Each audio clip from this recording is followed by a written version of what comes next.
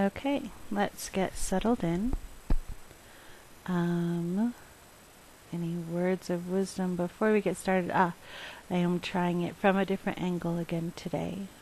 Taking pictures from one side and reading across the table from the other side, as if it were a client reading.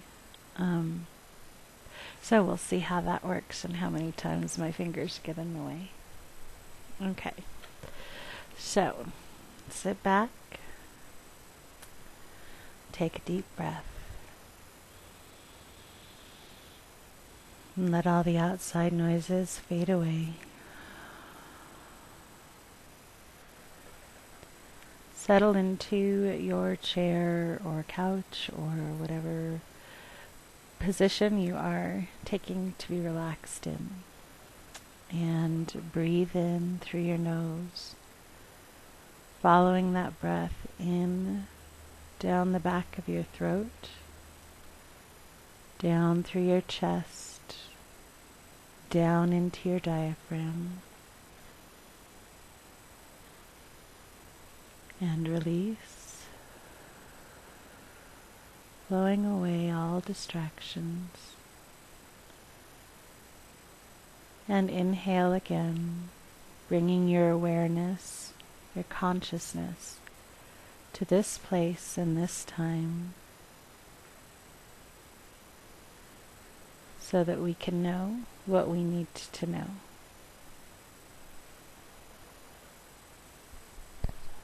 Okay, there was a slight pause there as I re-angled the camera and threw out the stones. So, see if it'll let you see here. We are having a focusing problem. Alright, one moment please. Alright, I think we got it. I think the darker purple cloth confused it and the camera was having trouble focusing on it. So I switched to a blue cloth underneath. Did my best to replace the runes in the order and positions that they were in on the purple cloth. So we will see how that goes. She'll also be interesting because now the flash is facing me. So that'll be fun. Okay. And in case any of you are curious, why don't I just stop the recording and start over? The answer is because this is today's reading with all of the interesting little foibles and difficulties, or challenges as we like to say. And I prefer the word challenges because today's mantra, or this month's mantra, is it is easy. Anything that's not easy, I'm really not interested in doing. There is a difference between challenging and hard. So this was challenging, but it wasn't hard. So, that being said, let's see what the reading actually does say and find out if it is very challenging or easy or hard.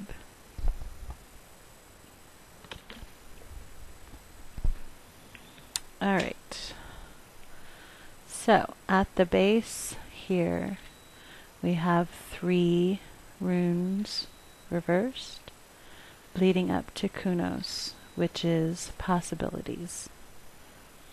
Over here we have gebo, which is the exchange, the perfect exchange of gifts.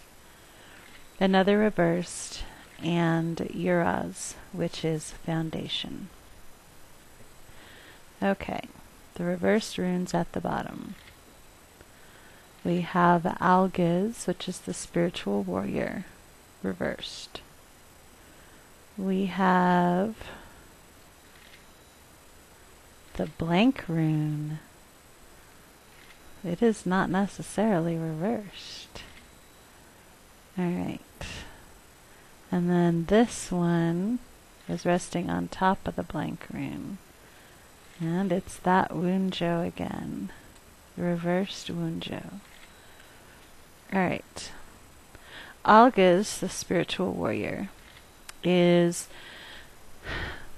basically representative of an outside force watching over, helping, or assisting, often considered guardian angel, or a silent partner or benefactor.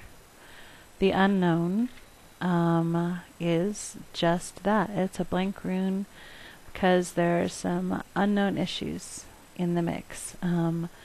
Either something that it is better off not knowing at this time, or something that because the decision hasn't been made, there's really no telling which way it will affect. So there are some aspects that can't be predicted at this time. And then the Wunjo reversed, again, would be something not necessarily associated with the clan or the family. Kunos possibilities.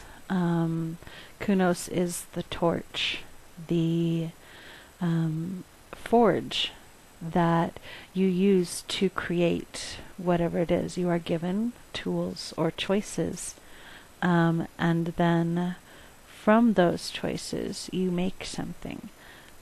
So steel in a forge could become plowshares, or it could become a sword, or it could become daggers, or it could become artwork, or it could become a frame for a tripod. So, and alternately, as a torch itself, the kunos is you hold the torch and you decide where to shine it. So that decides what possibilities you can see. Since kunos is pointed up, did I just lose my attachment? There it is. Since kunos is pointed up toward the future, I would read it as these are some of the possibilities that will show up for you.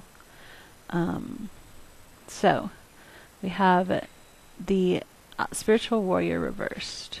We have the unknowable, and we have Wunjo reversed. So again, saying the basis of these possibilities is not some miraculous outside source, and it is not the family or the close friends, or most likely not. But there are some factors that are still working themselves out, or that wish to remain anonymous right now, that are going to create these possibilities for you. Gebo is the even exchange. It's considered the perfect relationship, the perfect partnership, because you'll notice it's an X. Both lines are ideally equal. Both lines are ideally supportive. If you look at it another way, there's the top V and the bottom V. They each support each other. No matter how I turn this, it's equally supportive. There is no up and down really to it. There can be a sideways, but so gebo is that perfect support, that seesaw.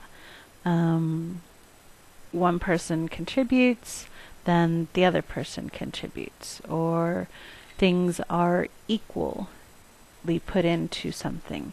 So if you put your hands, clasp them together and kind of push, the perfect relationship is one where both is supporting, pushing together, and both is leaning equally together. So you're both supportive and taking of that support. So basically what this means is that there is an opportunity opening up for there to be a perfect relationship. This is not necessarily a sexual relationship or a long-term partnership of any kind, but it's not necessarily not. It is simply a perfect relationship in which both parties feel that they are contributing equally and taking equally from the pot. The next one here is Ingwas reversed. Ingwas is the seed buried in the ground. It is spring bursting forth. So one of the possibilities is no seeds being planted. It could be... Okay. All right. So, backing up just a little. Whatever this situation or relationship that's kind of unknowable at this moment, either because they're not quite sure who's going to be the one to step in and provide the offer, or because it's better off if you don't sit through the day expecting it. Not some anonymous outside source, not the family. An opportunity is going to be offered that can either become a well-balanced relationship or can become a one-time thing in which, whatever happens, and then everyone goes on from there. Or it can become a sort of foundation leading off into an interesting direction. Uraz is the foundation. It is the thing to build other things upon. It is, in a way, the line in the sand. Uraz is rooting in the ground, rooting as in trees, in finding your strength. So when I say Uraz is the foundation, it is that thing upon which you pull strength from. The beliefs, perhaps, that give fire to your passions. The education that lets you move on to do other things. In most situations, when we come upon something unknown, or we're not sure how to deal with, most of us take a step back and go to what we do know. So we figure that out first, and then extrapolate, build, learn upon that. So uraz is that education. It's that foundation. It's that not clicking camera. Sorry, it's funnier if you're here, I guess. Alright, I am pausing to go see if I can fix my camera. Hold on, please. Well, I'm going to finish. Uraz is the foundation upon which things are built and created. So, one of the possibilities that will be offered could create some form of foundation for future events. Hold on just a moment. Apologies if I don't click often enough, then the camera turns itself off, which is lovely if I walk away and forget about it, but not if I'm standing here expounding all these words of wisdom. So, we'll start once more back at the beginning and do the recap. Opportunities are going to be presented today. Not something that's coming from an outside donor, and possibly not even in a spiritual realm. Not really something that's coming from family, most likely. Family is resting upon the unknown, so it could mean maybe family, but in a subtle way. And by the unknown, possibly not sure which direction these opportunities are coming, this choice is coming from, or that it's better not to know, not to anticipate, because that is one of the dangers of foreknowledge, is if you sit and wait for something, or if you know something's going to happen, your reaction will be different. So in some cases, this is good, and that is why that knowledge is available. But in some cases, this is not as healthy or as happy for the person, myself or you, and therefore we are not told. So, back to it. Alright, so no outside influences, spiritually or unknown benefactors. No, most likely not family or close friend related, but there are still some unknown facts, decisions that need to be made. So we don't have all the information as to the basis of these possibilities. These possibilities, however, are going to open up for you most likely today, the day that you are hearing this reading. And these are the main choices that it seems to be offering. One, a chance for perfect partnership or exchange. It could even be a one-time even exchange, but gebo does imply a little more permanence than I originally said. So a long-term beneficial even exchange in which both parties donate equally and both parties take equally. That is very important in a healthy relationship, that you are getting out of it what you're putting into it, or what you need, in effect. Because what you put in is what you're willing to put in. What you get out is what you need. They may not, to the outside eye, necessarily be equal, but to you or to me, they are considered equal because it's that exchange of energy. The energy I have expended is worth the energy I'm getting out. Therefore, it is a perfect exchange, a perfect partnership. One of the possibilities is the equivalent of a one-night stand. No holds barred, no strings, no attachments, no seeds planted. One of the possibilities for the future is a foundation for other things, other partnerships, other beliefs, other learning. It's not standing straight up, it is kind of pointing sideways. So it may not be quickly evident, or a foundation that takes place right away. It may be knowledge that happens over here somewhere in the future, but that is a possibility. So how do you know which it's going to be? Well, that does depend on you. Depends on your needs. It depends on the type of person you are. It depends on what you want. Do you want a long-term relationship with somebody? Do you want a choice and in the morning you're going, eh? Or do you want the possibility of something in the future, which could be a partnership, or it could be assistance, it could be a favor, it could be contacts. So, now, this, like I said, doesn't necessarily mean a physical partnership, physical one-night stand, meeting a friend that becomes a relationship later. But that doesn't mean that it's not.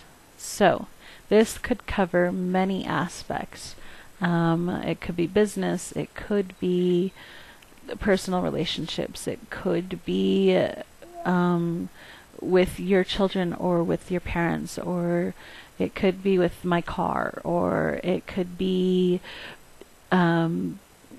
with a future business partner. You walk down the street, you smile at somebody, they smile at you, you both drop your donuts, and next thing you know, you're talking, and you have all these possibilities. You could exchange numbers, you could say, oh great, that was wonderful, and walk away, or you could exchange business cards, but not necessarily the intent to speak to them again. So, many opportunities opening up in the future. And I think that is good for today. So again, if you have any questions, please feel free to send them to Lila@uniqueallen.com. That's LILA at UNICALLEN. And please remember, after doing these readings, or any kind of readings or meditation, or even any kind of introspective thought process, it's good to stand up, stretch, walk around, take another deep breath, and Maybe put a little food. Bring your awareness back to the outside world, like with a phone call. Thank you very much. I hope you have a great day.